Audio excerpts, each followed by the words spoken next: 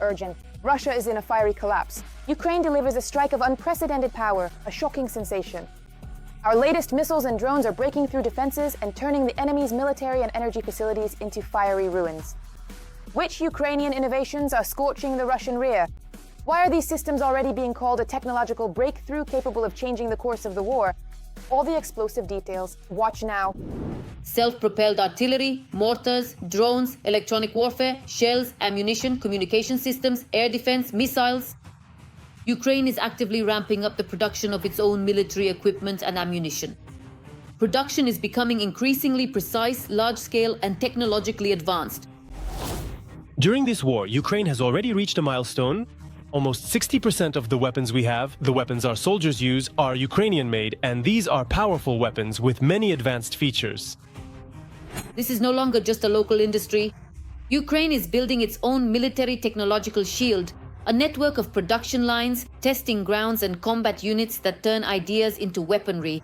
And our specialists immediately test them in real conditions. The Ukrainian side is scaling up strike systems with a range of over 1,000 kilometers. Let's start with drones, small but decisive technology that overnight changed the rules of war. The F1 family of strike platform series. In 2024, about 1 million units were contracted, and already by the year 2025, production levels had increased significantly, reaching a total of 30,000 FPV drones being manufactured each month. This marked a substantial improvement in output compared to previous years. It should be noted that this quantity, that is the annual production of FPV drones, about 4 million, is a record figure, even taking into account the capabilities of the military-industrial complexes of all NATO countries combined.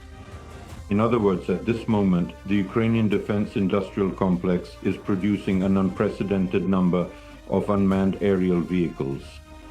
For comparison, the United States Army replenishes its own arsenal with unmanned aerial vehicles at a rate of approximately 100,000 per year.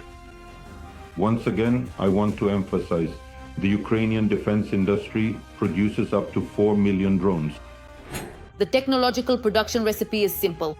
A composite fuselage, 3D printed wings, inexpensive components, and open-source navigation solutions.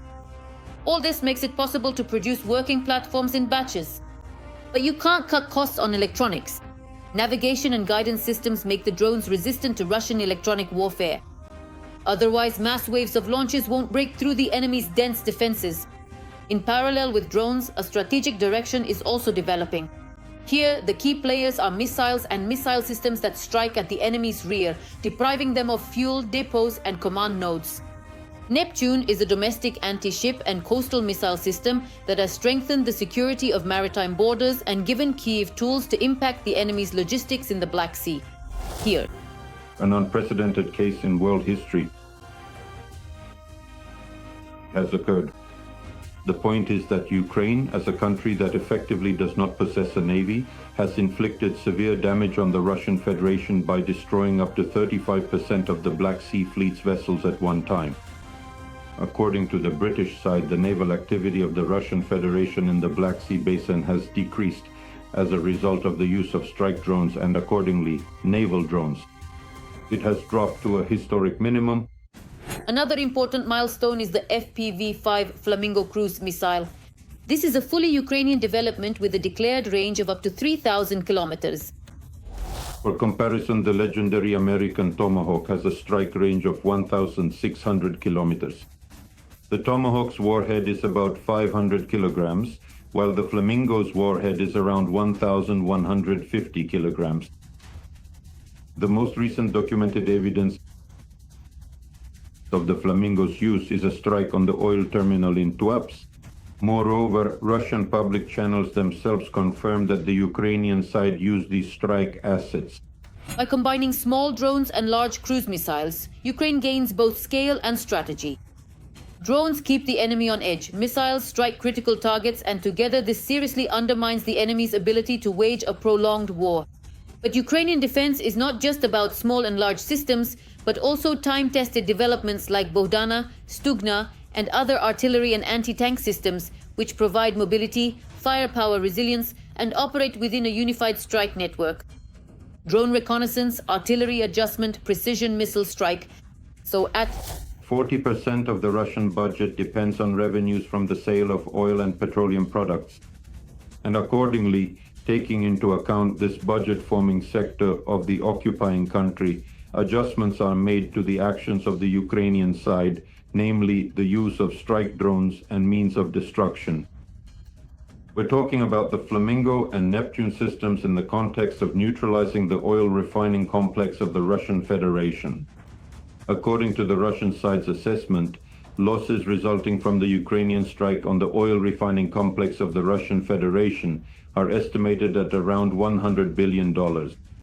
Ukraine's production capabilities are already extending beyond its borders. Through agreements and joint projects, Ukrainian companies are legalizing assembly and serial production in European countries. If before the start of the full-scale war, the Ukrainian defense industry was lagging behind, then by 2024 production volumes reached about $9 billion, and in 2025 they grew to $35 billion. Plans for 2026 include scaling up to $60 billion. And this is just the beginning. Every voice matters. Join our community, support independent journalism and help us bring you the truth from Ukraine. Become a member of Ukraine Today. Join us now. Russia is on the brink of an energy collapse. Winter is preparing to deliver a freezing blow. The country could be left without electricity and heat. Precise Ukrainian strikes are hitting the very heart of Russia's energy system. Panic is growing while the Kremlin is hiding the true scale of the disaster. The real scenario is much scarier than it seems. All the explosive details are coming up next. On the night of November 9th, the Ukrainian armed forces struck the Voronezh CHP plant. After the strike, electricity disappeared in several homes, but then came back. The Voronezh CHP is one of the largest suppliers of thermal energy in the region and provides heating to 4 districts of the city. Right before my eyes, I had just stepped out onto the balcony. Right over there, exactly. Apparently, it went along the wires, basically. No, well, I heard 3, but they're saying 4. In Belgorod, the CHP plant was attacked, which left tens of thousands of residents without power. The governor of the region, Vyacheslav Gladkov, stated that the damage is very serious. As a result of yesterday evening's missile strike, there is serious damage to the power and heating supply systems of the city of Belgorod. But our energy workers, as always, are heroically trying to cope with the task at hand. Right now, they are working on restoration from the damage inflicted on us by the enemy. A day earlier, Ukrainian drones struck energy facilities in Saratov, Engels, and the Volgograd region. Power outages were also reported there. With massive drone and missile attacks, Russia is trying to plunge Ukraine into a blackout. In response, the Ukrainian army is delivering symmetrical strikes on Russia's energy infrastructure. Ukrainian President Volodymyr Zelensky stated that the authorities are ready and will not only defend the infrastructure but also carry out retaliatory strikes. What will happen with electricity? Today, it's hard for me to say. We will be ready for any retaliatory challenges. We work on this every day. We will defend, we will fight. Russians should know that, step by step, we will increase the production of everything so that they too feel what we feel. Volodymyr Zelensky, President of Ukraine. In 2025, Russia is experiencing a trend of increasing electricity shortages as of October this year. The shortage of capacity in the power grid reaches tens of gigawatts. This was reported by the Foreign Intelligence Service of Ukraine. Due to demand from industrial, residential and municipal consumers exceeding the total generation of all power plants, as of October this year, the shortage of capacity in the power grid has already reached 25 gigawatts. Despite attempts by the Aliyev government to introduce at least some measures to stabilize its energy system, such as monetary compensation or discounts on electricity bills for voluntarily reducing consumption during peak hours, as well as disconnecting consumers who do not require guaranteed power supply, the growing electricity deficit indicates a systemic crisis in the Russian energy sector. The Foreign Intelligence Service of Ukraine. In addition to wear and overload, systematic strikes by the Ukrainian armed forces are also affecting the Russian energy system. If Ukrainian strikes even partially damage Russian thermal power plants, this will cause significant problems for Russia's energy sector. The Ukrainian armed forces have already brought a blackout in southern Russia 60% closer. Ukrainian strikes are gradually knocking out high-voltage substations, which make it possible to transfer electricity from one region to another. If thermal power plants are also destroyed, they will face a much more difficult situation than we do. Alexander Karchenko, director of the Energy Research Center. Not only Russian regions, but also Moscow are suffering from Ukrainian drone attacks and power outages. And this is indeed a very serious. It has a very serious, not propagandistic significance directly for the Kremlin. Let me remind you that one of the reasons for launching the so-called special military operation was the issue of guaranteeing the security of the Russian Federation itself. How did Putin and his inner circle explain this? We see how the war is coming directly to Moscow. And not just Muscovites. We see that the geography of Ukraine's drone attacks is expanding. Ukrainians have long since gotten used to and adapted to power and heating outages. But for Russians, this is an unexpected surprise. So it's time to start stocking up on matches, candles, and firewood. Urgent alert from the Zaporizhzhia direction. The front has flared up. The enemy is pushing for a new offensive. The situation is changing by the minute. The stakes are at their highest. Lightning-fast strikes are breaking through enemy formations. Fierce battles of hellish intensity are already in full swing. What's happening there right at this moment? Watch. The armed forces of the Russian Federation have shifted their priorities and launched an offensive on another section of the front. As of today, Russian occupation forces have concentrated their main effort in the Zaporizhzhia region, where they are currently attempting to encircle the town of Huliaipol from both the east and the north. On the Zaporizhzhia axis, Russian troops are increasing the pressure. To achieve this, just recently, they crossed the Yanchul River, which allowed them to directly reach the settlements of Sladkoye, Ravnopol, and also Yablokovoye. The occupiers are rapidly advancing towards Zaporizhzhia and bypassing the defensive line through the Dnipropetrovsk region.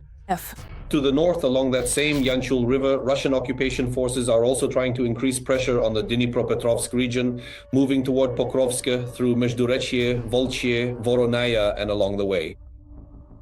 Again, Yanchul on both the right and left banks. In the direction of Huliapol, the occupiers are trying to cut off Ukrainian logistical routes along two highways. They will establish a connection to Pokrovsk, and then they will simply have logistical support, pushing as many as 10 military armies onto this bridgehead, creating troop density, and then forming a strike towards Zaporizhzhia. The Russian command is giving increasing priority to the Huliaipol direction. Reinforcements are being transferred here from the Dobropilya direction, from near Pokrovsk. The situation near Huliaipol is tense. The American Institute for the Study of War also reports on this. Since the end of August 2025, Putin's army has managed to capture about 250 square kilometers of territory. Deep State shows that the front line is less than 1 kilometer south of Huliaipol and 6 kilometers northeast of the city. Mostly the field with Apollos and the fields lead to Selinaya Bal, which is a landscape reserve located south of Ravnopol. Essentially, there are only a few kilometers left to Huliaipol, roughly about 5 to 7 kilometers depending on the direction. The commander-in-chief of the armed forces of Ukraine, Alexander Syrsky, spoke the day before about a significant deterioration of the situation in the Huliaipol direction.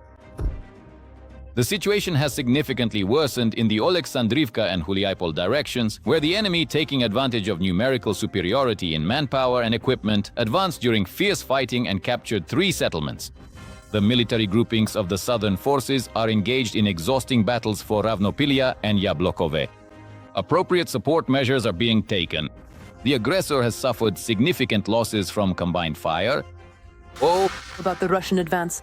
Recently, Russian war correspondents have also been reporting on the situation in the Huliaipol direction. Units of the Vostok group of forces are advancing on the Ukrainian city. You have to watch your step very carefully because there are a lot of mines, and constantly keep an eye on the sky because, well, their drones are flying around, both FPV drones and Mavics. This is the Russians' new operational concept. According to Ukrainian military sources, the enemy is suffering significant losses during attempts to advance. Huliaipol is a very important settlement in the defense of Zaporizhzhia. War correspondents also note this. After Guliaipol, there will be Orekov. And then, apart from Kamishuvaka and Stepnogorsk, there will be nothing to stop the enemy from getting to the southern outskirts of Zaporizhzhia. This will also affect the PGT. Pokrovsko. If the enemy captures it, he will be able to reach Volnyansk.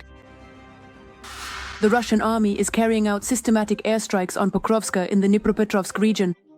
The footage shows the aftermath of Russia's terrorist acts. Vehicles have been destroyed, buildings have been ruined. This is the center of the settlement.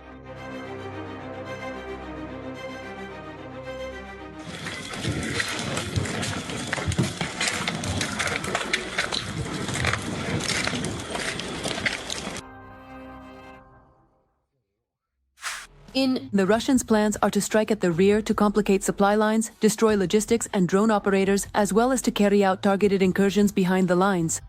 After that, small assault groups conduct operations, trying to advance quickly and force Ukrainian units to abandon their positions. However, it is important to note that this is such a deeply negative and troubling development that it could very well become a significant precursor to the gradual formation of a foothold and the necessary conditions for the Russian occupation forces. In the future, this situation could potentially even allow them to organize and launch a coordinated offensive operation toward the strategically important city of Zaporizhzhia. Volodymyr Zelensky visited the front in Zaporizhzhia region on a working trip. He listened to reports from the commanders.